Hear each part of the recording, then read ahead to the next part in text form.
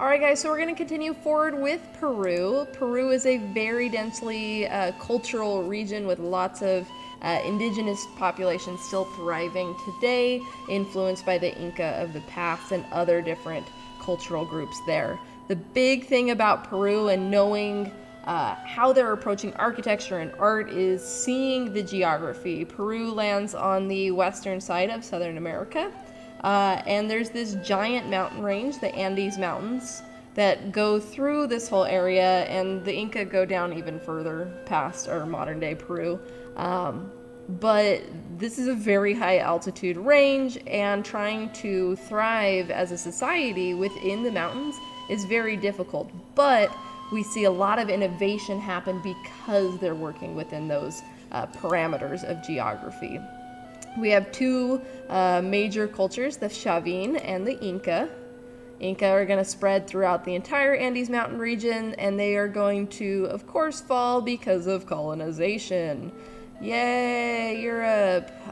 So they're thriving from around 1230 to mid-1500s once the colonizers come and find them. They have an intricate road system that kind of works its way through the Andes Mountains and allows the Inca to be relatively undiscovered by travelers for a little bit of time.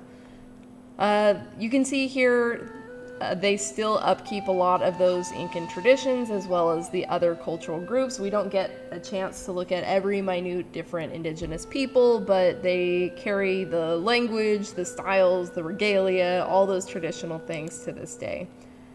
So starting off with our first art piece in Peru, we are looking at Chavin de Huantar. So this is from the Chavin people, so pre-Inca, and they're in the northern highlands of Peru. We're looking about 900 to 200 BCE, so we're looking Greece and before Greece, so pretty early on here.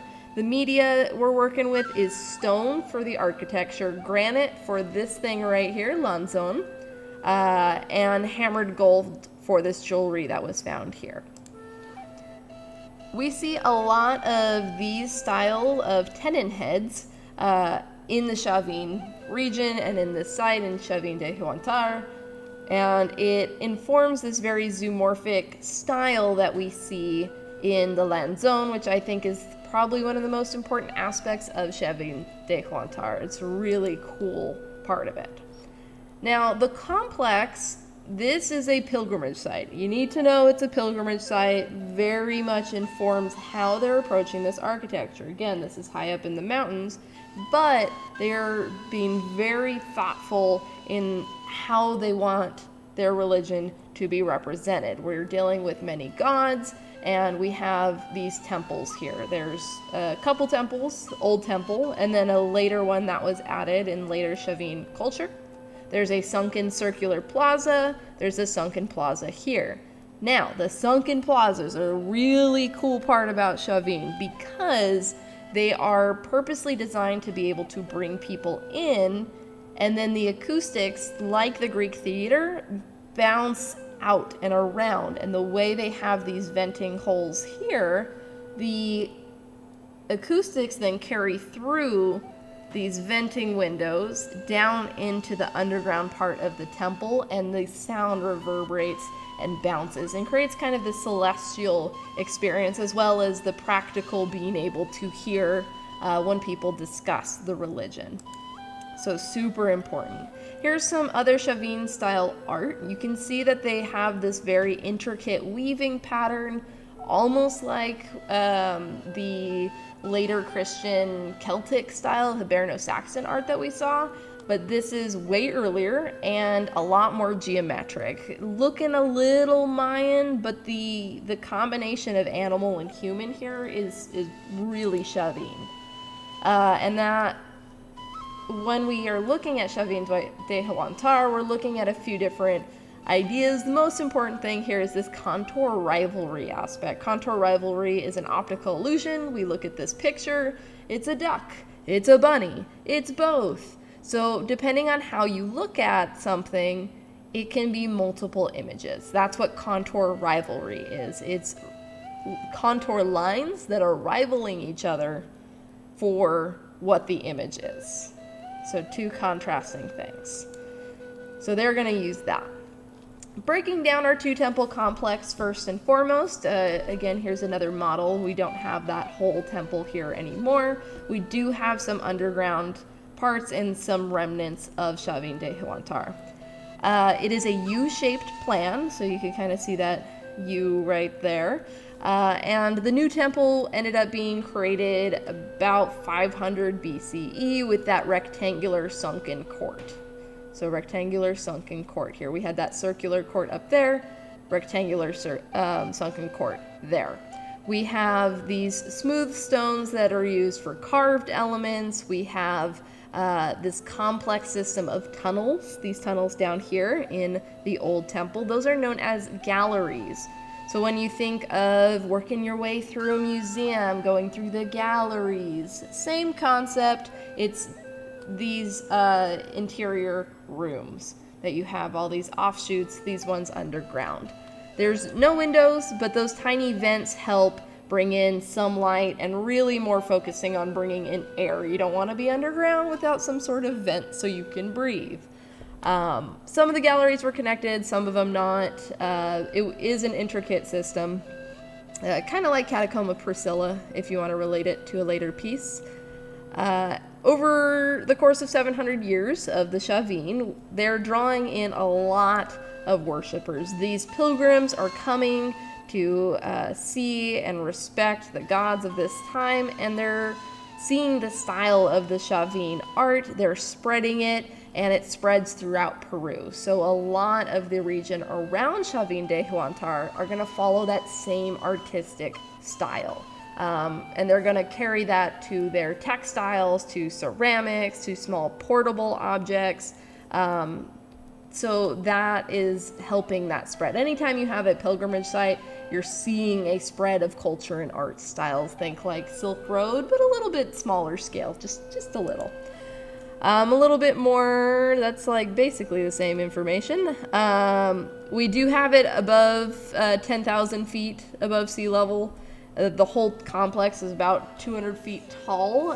There's jaguar sculptures everywhere. That's those tenon heads. Jaguars are very popular figures for representing power and authority, just like the lions in Africa and Europe, where they have lions. Here in the Americas, they have jaguars in this region, so big, powerful cats. Chavin de Huantar is lined up with the cardinal directions. We see this with the Maya, with the Aztec, with the indigenous people of North America. Cardinal directions are really popular in the Americas. They were as well in Egypt, and Stonehenge is along cardinal there's so many places that said cardinal directions are important. They look at the sun, they look at the moon, and they are working the same kind of systems across the world all at the same time without necessarily interacting with each other. Super cool. Something the Chavin do really well is combine human and animal figures. So it's a hybrid human-animal, and we're going to see this in their other art here. We have the circular plaza still kind of remains. It's grown over, but you can see kind of the intent here. We would have that bouncing acoustics that go through, and it creates this kind of voice of God. It's very celestial, not a Christian God, but that celestial power. This is where they would hold rituals, and it's a holding area for pilgrims. Then we get to the Lanzone. I love the Lanzone. He's so cool. A little bit flatter on one side than the other. It is called Lanzone because it is shaped like a spear, and the Spanish who came in and conquered them said, oh, look at the spear thing. We'll call it Lanzone. We don't know what they would have originally called it, the Chavin, but we do think it is tied to some sort of god, probably a god that the temple was dedicated to because it is so big. It's 15 feet tall. It's this very prominent low relief sculpture. Low relief means it's right tight to that surface there, not too standing out. And it's like right within the underground of that old temple. So, most likely tied to a god. When we're looking at the details of Land Zone, we're really looking at that human-animal concept, but we're also looking at contour rivalry. So we see this kind of smiling god. We don't, again, know for sure which god this could be, but it's a standing figure. It's got these large round eyes. We have these bared teeth. It's looking up. It has a left hand pointing down, the right is raised up, kind of almost, if you think back to Shiva, the mudra. This isn't quite the same, but the placement of the different hands help tell part of that story. We think it could be maybe an oracle, or again that smiling god, because we have human, we have these tusks, there's talon-like fingernails, we have these almost feline-like features with the nose, these snakes around. It's combining human elements with animal elements. It's got like earrings, big old jadeite earrings there. So very complicated figure right there. It also has these carved channels. You kind of see it under there as well. Where liquid offerings would have been poured from higher up galleries and intersecting galleries, and the liquid would have poured down the Land Zone in a very kind of majestic way, super pretty, and very thoughtful in that carving. The contour rivalry we see, I'm going to flash over to here so you can see the talons and the pointing up and the pointing down. You can see more claws down there. This paints a much better picture of what the heck is going on with our Land Zone. The contour rivalry, depending on which way you look, upside down, sideways, front view, side view, all the way around, you get these conflicting images that make sense when you look at it straight on, but also kind of create this confusion, like what is this down here? What are these elements? Where does it fit in here? What am I seeing in the middle? So those double elements are making it confusing on purpose, we believe, to kind of create that barrier between people who believe in these gods and people who do not. So if you believe in the god, you're seeing it as it is and feeling it and being part of that moment and understanding who this god is and what the beliefs are. However, if you don't know the god, you don't follow it, you don't believe in these gods, you feel almost like an outsider. Why are there snakes? Why does it look like this? Who is this? Why is it smiling? Is it smiling? All of those kind of questions prevent you from approaching it as a non-believer. So very purposeful in its confusion. And really well done through geometric patterning, carving, that negative space, positive space, little bits of form, very carefully thought through. Here's some more images of that Land Zone. So you can see it's a little bit more confusing when you don't have it flattened out and diagrammed out. But you can see the reservoir above, that little vent where they would pour that liquid down. It would catch, spill.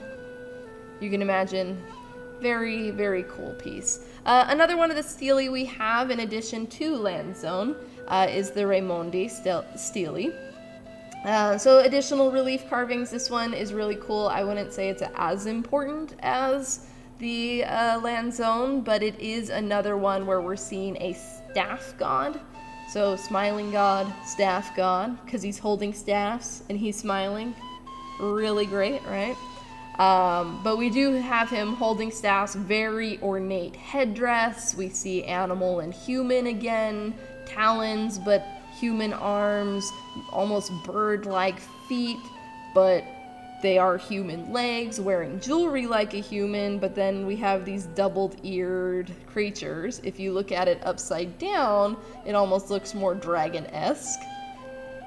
Looking at it the way it is right now, looks more human. It's a very cool piece that we're seeing, again, that low relief. They're carving and subtracting out the background. We're seeing feline, we're seeing jaguars holding staff, and playing with that contour rivalry. There's more relief carvings. Another one that we have today is this granite slab. This would have been in the plaza area. We see these jaguar-like figures that are, once again, contour rivalry, kind of confusing in where it starts and where it ends, and these snake-like figures here and claws here. We know enough about the Chavin because there is written accounts of them and oral history. So we have these kind of stories here, like our jaguar being jaguars, right? With serpent regalia, serpent outfits, and this jaguar-like being tied to this hallucinogenic cactus. If you ever watch Avatar, cactus juice, right? We would see tribal shamans peering into the spiritual world off of their cactus juice, and we would see these mystical jaguar beings in this hallucinogenic state, just like how the Mayas made the hallucinogenic through bloodletting. Here we're drinking cactus juice. Don't drink cactus juice, just heads up. So the shamans take on this powerful role in society of telling these stories of these gods, making sure their visuals are kind of shared, and the gods and the religion is all through these shaman. And shaman are also often tied to that jaguar powerful beings. Nature, human, all of that kind of swirls together in their religion. So why we see these anthropomorphic animal creatures is because that is their belief system. Human, animals, nature, and society all together. So here's more of their style of carvings, again with contour rivalry and anthropomorphic animal-human hybrids.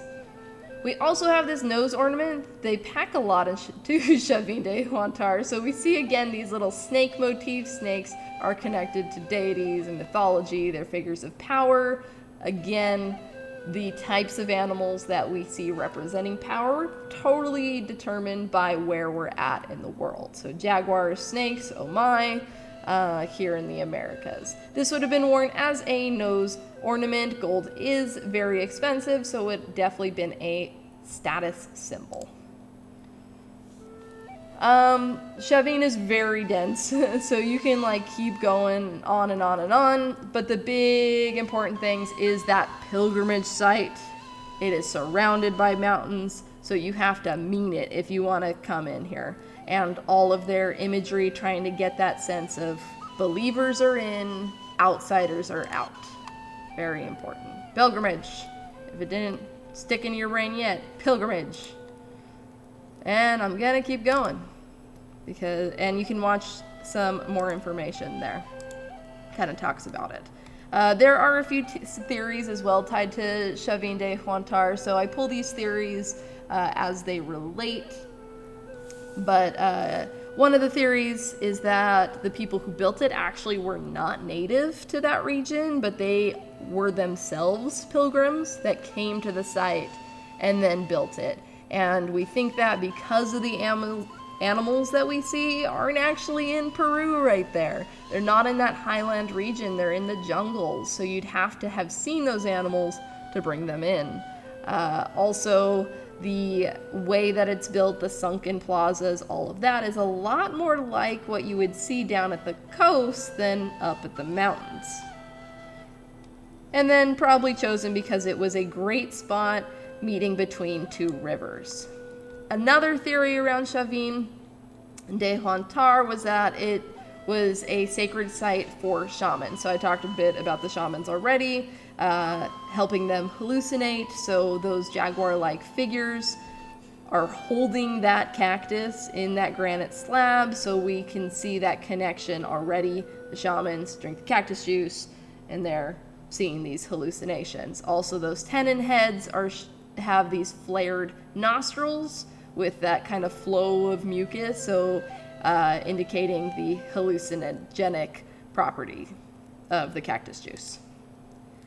Last theory here is that Chavín's popularity as that sacred destination grew over time, and its status and power enhanced by its stratified government, which sounds super intense, but basically it had a strong governmental system that allowed Chavín de Huántar to persist over time. That contour rivalry is showing that ability to be read by some and not others. So there's a sense of maybe it's a hierarchy thing, maybe it's an elite versus not elite, or predator versus prey based on status. So it could be interpreted that way.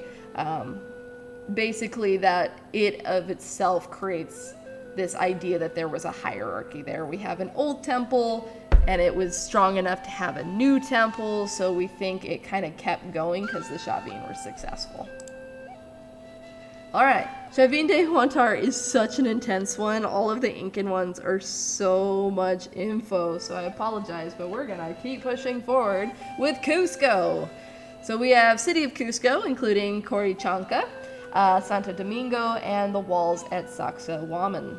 I know I butchered the pronunciation, so I apologize. But we are once again in Peru, but this time our culture is Inca, and our date is much later, 1440 CE, and then an added piece with the 1550 to 1650 CE. So we have a little crossover of when the Spanish conquistadors came and took over. Our media is andesite, which is the style of rock that you see here.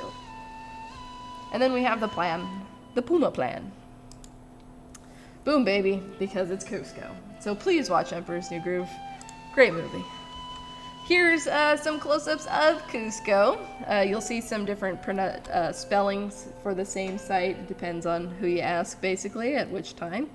You can see how large these andesite rocks are. Crazy big, some of them smaller elsewhere. The way that they're putting these rocks together is probably the most important aspect of Cusco here. Here's the Coricancha wall.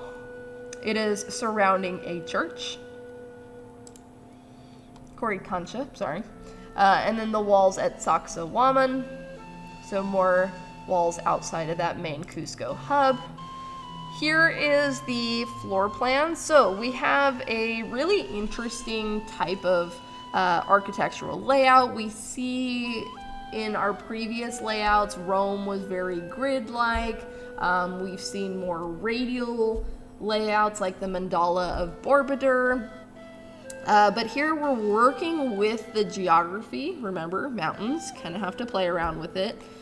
So the Inca probably were creating this one to look like a puma being a powerful animal in the region.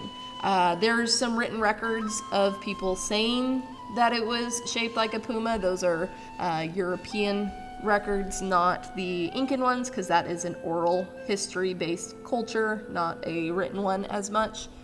But it does, when you look at it, it looks kind of like a puma, so it's a pretty interesting layout, with the head being the fortress, plaza in the belly, the main area being at its heart. It lines up very well as a theory. The remnants today feel a little less puma, but we have some better ideas of more of that puma there. Alright, so form. We do have a lot of this site left over. Luckily, being in the mountains kept most people away. It would have had some red roofs. The buildings are very close together. And we see a very urban layout. Everything is tightly connected, and we have a very organized way of operating this city. It adjusts to the mountain. It's not fighting against it.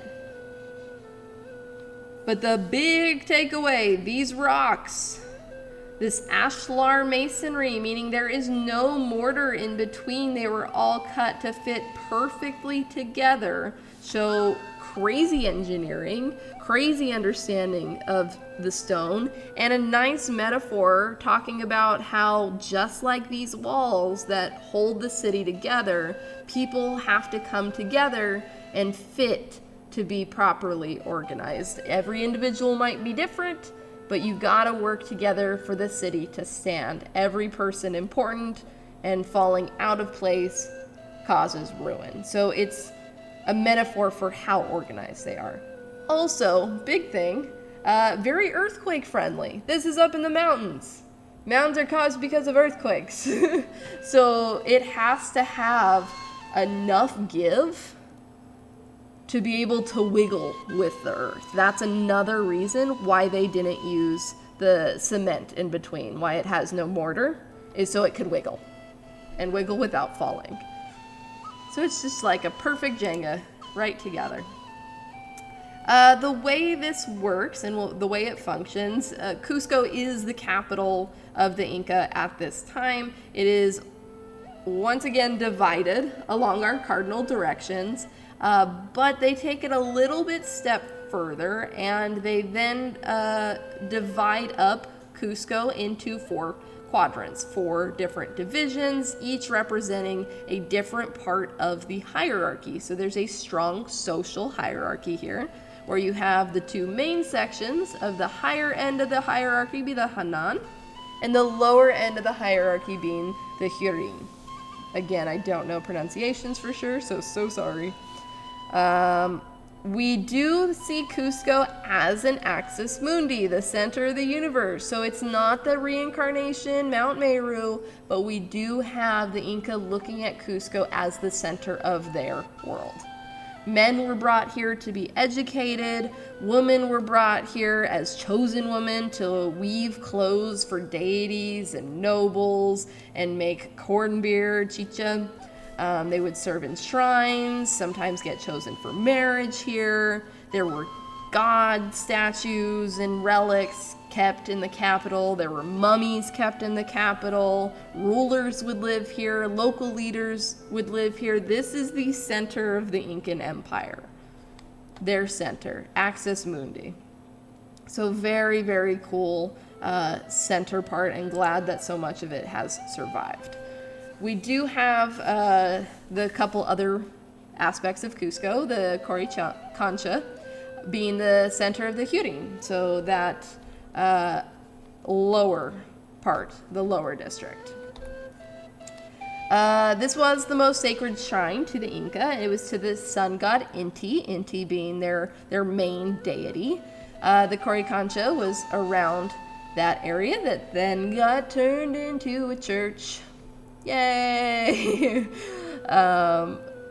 We had it lined up on this check system. Check, that's how you say that. Checks were basically like latitude, longitude, grid lines that they would organize in the capital to be able to tax people, to line up their buildings. Britain today is run in a check system. Tulare kind of, if you think about how grid-like Tulare's layout is. Checks help determine, who is where and when and how much money, etc. So the Coricancha is lined up according to the check and connects to other shrines along those checks lines. So yes, later got converted to this Christian temple and served as Monastery Santo Domingo that was then built around the temple. So this is the original wall, and then it kind of got added to with colonization. And then we have the fortress, Sacsayhuaman. So it was built as a fortress, but we don't know entirely sure what the full function was. Not a ton of information because it didn't last as well as the other stuff, and we don't have as much written record about it.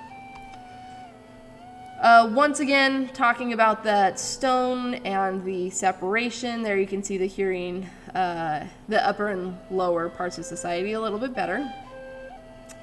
We see that advanced ability to be able to engineer all the stones shows how developed this region was. The Inca were really strong engineers, and they're doing this all in the mountains. Kind of crazy. We see really well done masonry, allowing for earthquakes, being a metaphor all along these grid systems, allowing for people to thrive, for government to happen, for religion to happen. This is a little bit of everything. And we did have that mummification. You could look up Incan mummies if you're curious. And we have like about 3,000 years of indigenous and cultural development within Peru there. So we had some relics from earlier on, and then it continued forward afterwards. There's that idea of stones being like people again. They all fit perfectly organized. Very good representation of how the Incans saw government. Close up on the stones. Very perfectly Tetris together. Like, look at that. What? Who would say, yes, I need to carve a rock just like that? Very intense.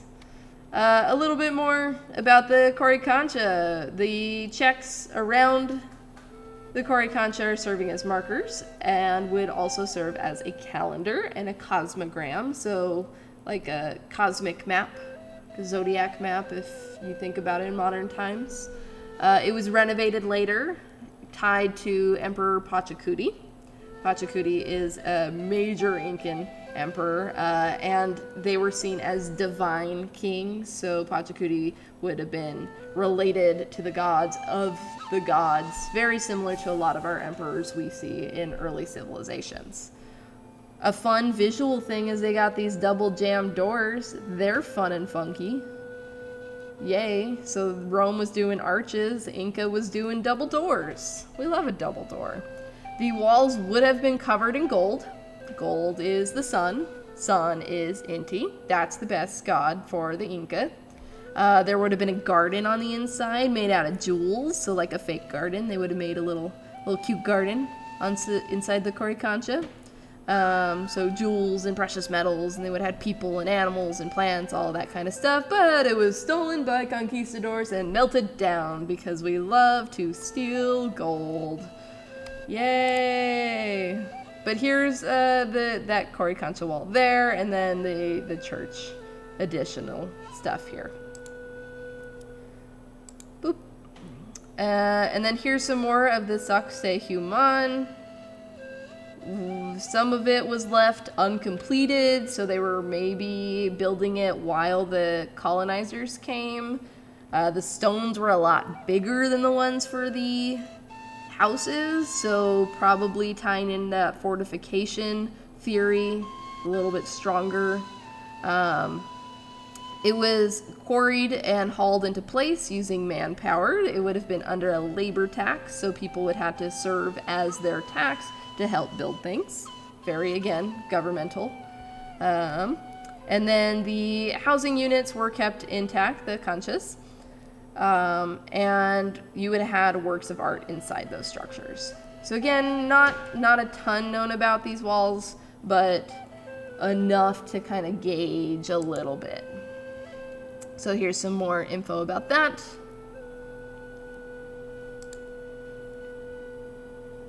And then I'm going to kind of continue forward because this is a little bit more of the same ideas. Couple other concepts, though, would have been more about their government. They didn't have a money system. It was all labor and goods. So how these kind of things were built, instead of owing people money, you owed them labor, or you traded, things like that. The system then helps really cement that concept of every person mattering in the larger scheme of things. That's how you get the bigger architecture. Think like Egypt was built with Giza through labor. Here it's their money system. It's not forced, coerced labor. It's just labor for taxes. They had extensive textile exchange as well, just like in the Pacific, where we saw textiles, the tapa cloths being used to trade goods. Same thing here. They also had a really interesting type of written record where it's not written, but it was knotted. The quipu are all these little knots that helped keep records. Think like an abacus, where you're counting that way, but it's all through this knotted system how they're keeping their records. So I think personally the fact that you have this really well developed culture without this strong written record is so impressive to keep it all together. Like, I forget, 2 seconds later what I need to send an email for if I don't write it down immediately. And here they are thriving without writing. Crazy. There was also a really in-depth coming-of-age ceremony that would have happened in Cusco because there was a high infant mortality rate. Coming of age was a pretty big deal, and they would have each family member cut a piece of their hair to keep, and then the father cuts the rest for himself. It's very interesting ceremony. More context, very detailed stuff. Remember, sun god Inti, very important. Men and women, yay, we're seen as equal. They did do different jobs, just like in the Pacific, we had different types of work. So women were weavers, they did the domestic work, men did farming and combat and herding, but women could own land. They were not seen as less than, they just had different roles, just like the Pacific. And then the Spanish came. And this is where you really get that conflict immediately of how the Spanish operated and how the Incans operated, and it just didn't work. And then we brought disease, there were battles, and the Inca were mostly wiped out, not completely like the Aztecs. But they had to go through forced conversion of religion. They were forced to learn Spanish, and Peru became a Spanish colony. Unfortunately, we have a lot of Cusco left, but earthquakes, as good as they are in protecting through earthquakes and those original conquests kind of have compromised some of those buildings. Whew, that was a ton. We still have 2 more Incan ones. Crazy. They really like to put a ton into single artworks. Luckily, this one's a baby one because the maize cobs, comes from Cusco. Yay! So we're looking at culture Inca again, 1440 to 1533 CE. We're looking at sheet metal, also known as ripus, and metal alloys. So the important thing with this piece is knowing that they are using sheet metal. So sheet metal, at its most common state that we see, aluminum foil is a sheet metal. It's metal that's pounded out into a sheet. It makes the metal a lot more pliable and allows for sculpting. You can see that metal being bent and hammered there at the side a lot easier. Here's another figurine from this region. And llamas. We love llamas.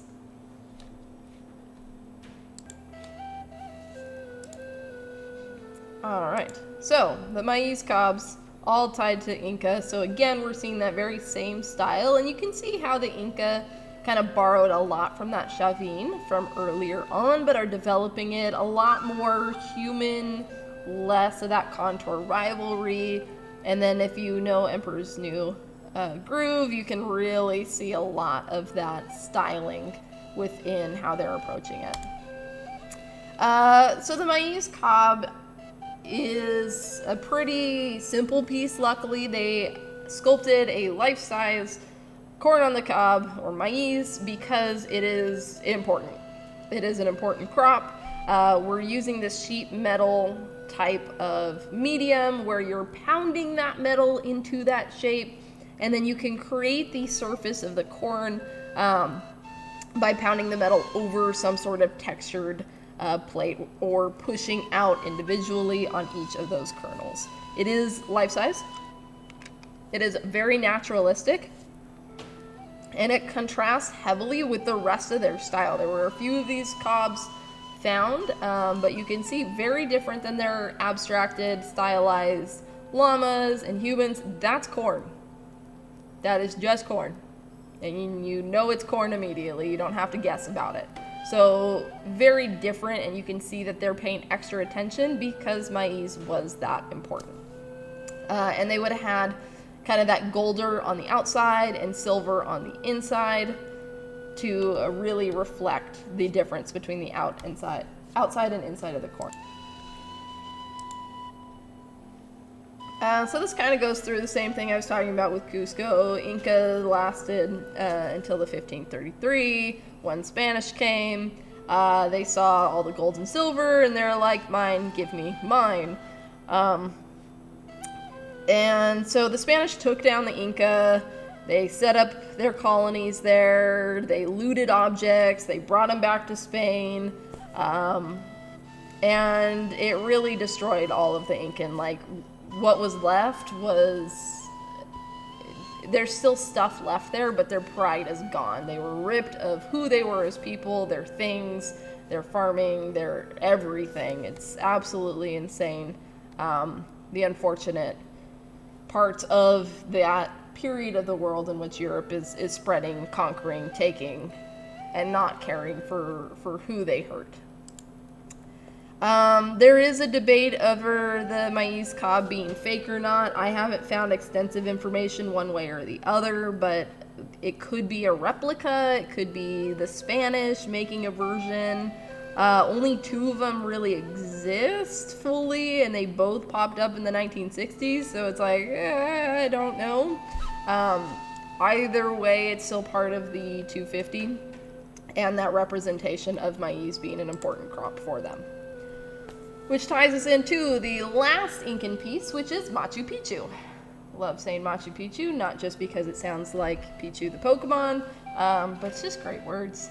We're in Peru again. This is the Inca again, 1450 to 1540. Again, we're butt up against the Spanish conquest, and our media is granite for that architectural complex. We have a few different elements: the city itself, an observatory, and then the Intihuatana stone.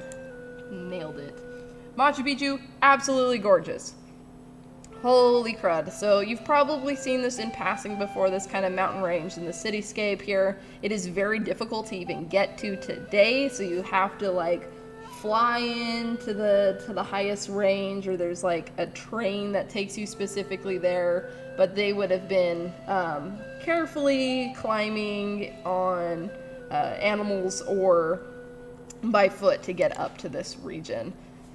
The 2 big things that we see again with Incan engineering is their attention to detail and their work with stone to be able to move with the mountain range. They move with the mountains. So we see terrace farming, in which the farming is cut into the side of a mountain so that you have as much land as possible, because plants have to grow flat relatively because roots, that they're developing this system to be able to farm this high up in the mountains. Also, we see this very complex irrigation system. If you're farming in the mountains, you need to rely on a steady source of water. You don't want to rely on rain.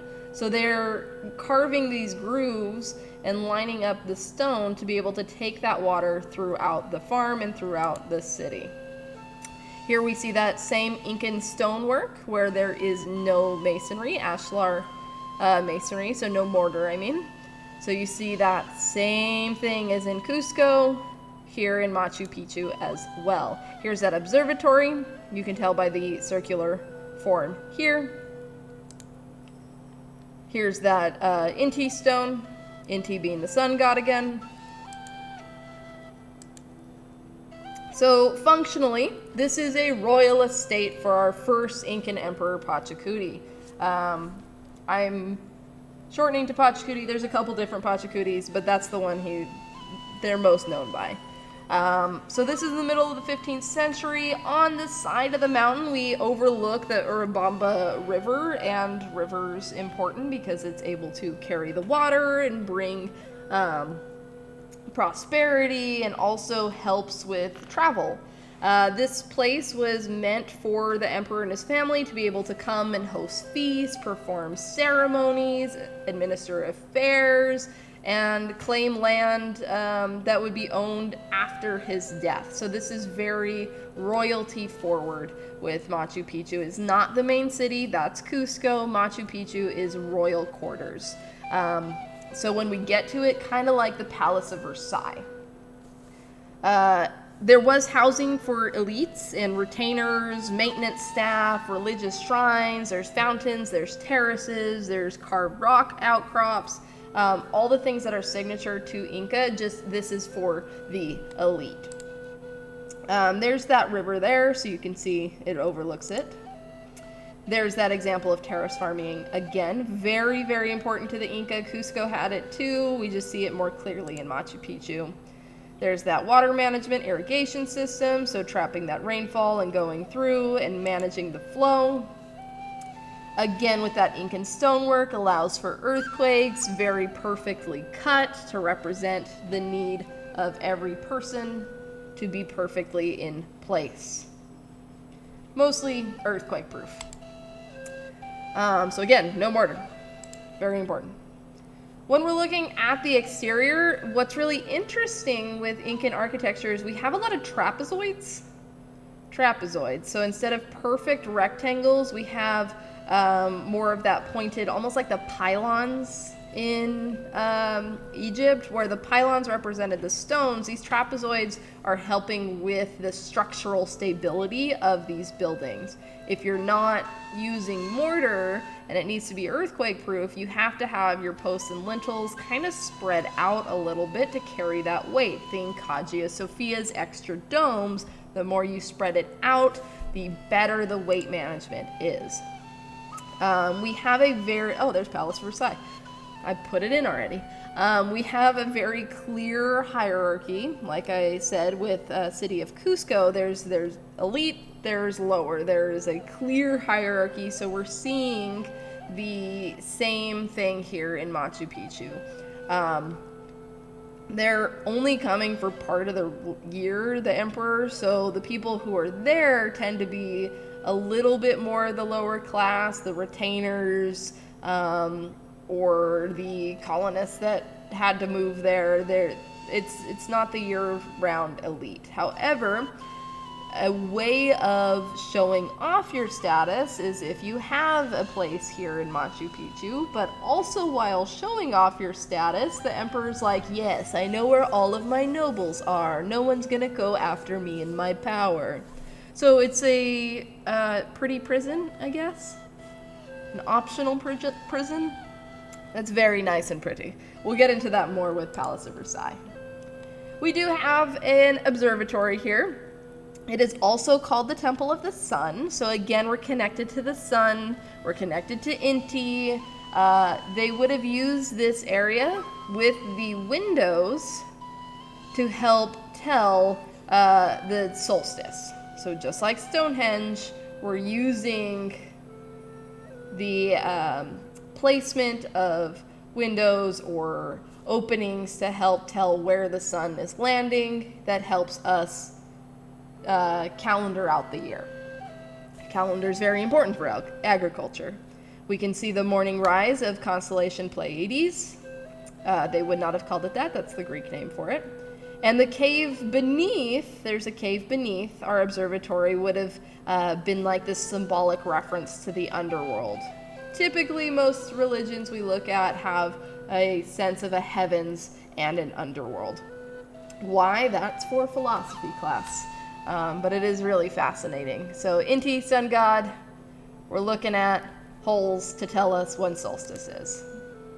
Then we have the Intihuatana stone. It's the hitching post of the sun. Inti, sun. It's a carved boulder. It's in this ritual area in the main plaza, so we're looking at this large opening, and then having this stone here. It was carved around, showing that connection between man and the earth, and believing in the landscape being inhabited by supernatural forces. So nature and deities all connected together, whether it's a rock or a plant or a tree or a mountain or water, our deities are tied into nature.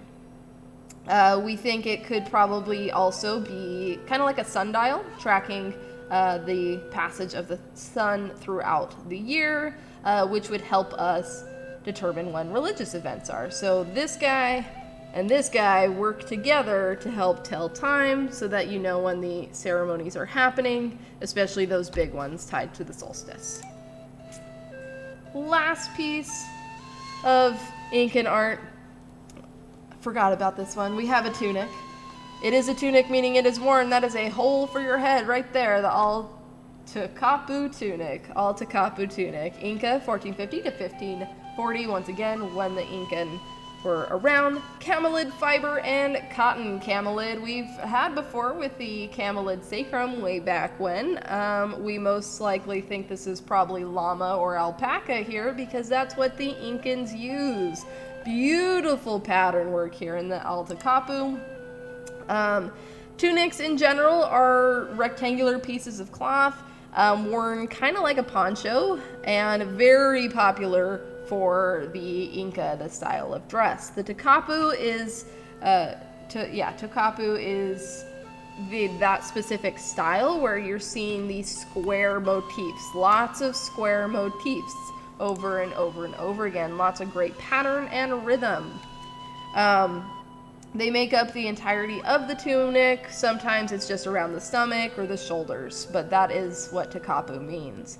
The way that this would have been made is using a backstrap loom. I'm going to show you in a second. And we can see that word of motifs, recurring patterns and themes. So backstrap loom, boom, this thing right here. We see women would have been primarily the ones that would have done this, seen as a very highly prized thing, very honorable position to create these tunics, especially for the higher ups. Backstrap looms are very simple, complicated, like they're simple to use once you use them, but my brain don't do it. It's basically weaving your fabric and allowing you to hold onto that fabric there. If you've ever done any weaving, even just like paper in between itself, you can get these wefts that go through. If you've ever seen a wig, it uses the same concept, and the warp goes through those wefts. So it's this very intricate, almost braiding technique, which is how tapestries are typically made, tunics, clothing, cotton, like everything follows this basic format.